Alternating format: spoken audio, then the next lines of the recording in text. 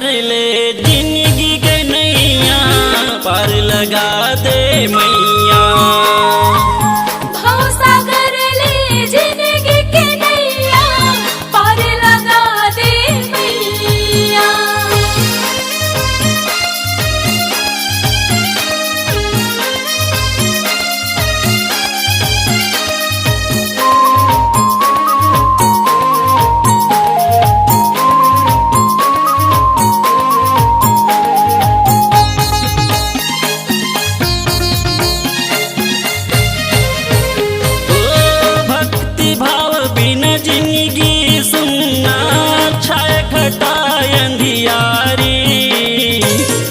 दुखिया माँ तो चरण माँ कर दे तन उजियारी।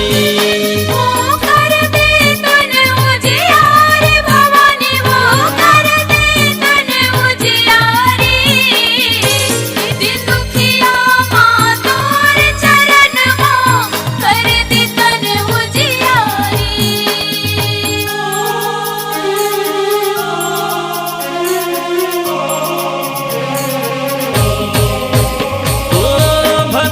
भाव बिन जिंदगी सुनना छाय घटा अंधियारी। दिन दुखिया माँ तो चरण माँ कर दे तन उजियारी। कर दे तन उजियारी भवानी वो कर दे तन उजियारी। दिन दुखिया माँ तोर चरण माँ कर दे तन उजियारी। जय हो शीतला मैया मोर पार लगा दे नैया। भव सागर ले जिंदगी के नैया पार लगा दे मैया। भव सागर ले जिंदगी के नैया पार लगा दे मैया।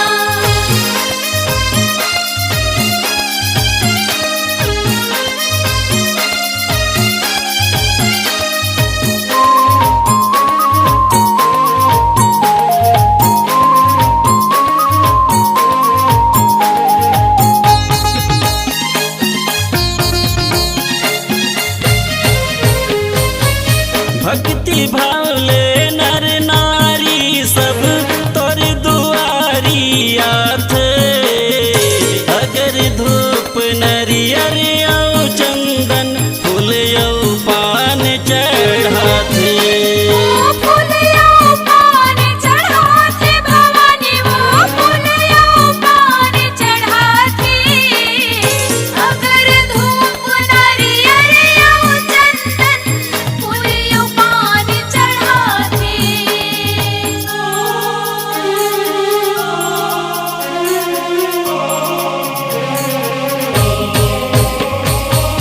भक्ति भाव ले नर नारी सब तोर दुआरी आथ। अगर धूप नरियर औ चंदन फूल औ पान चढ़ाथे। फूल औ पान चढ़ाथे भवानी वो फूल औ पान चढ़ाथे। अगर धूप नारियल औ चंदन फूल औ पान चढ़ाथे। जय हो अम्बे मैया मोर पार लगा दे नैया।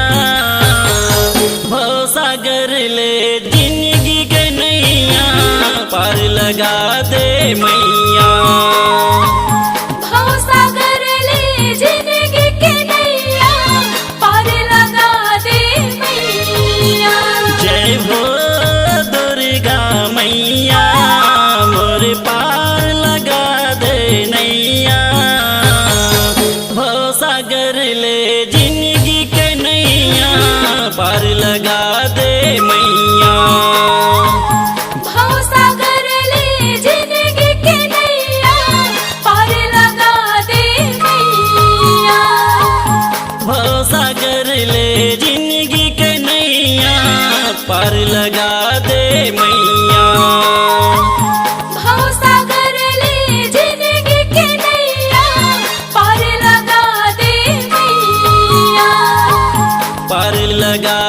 मैया।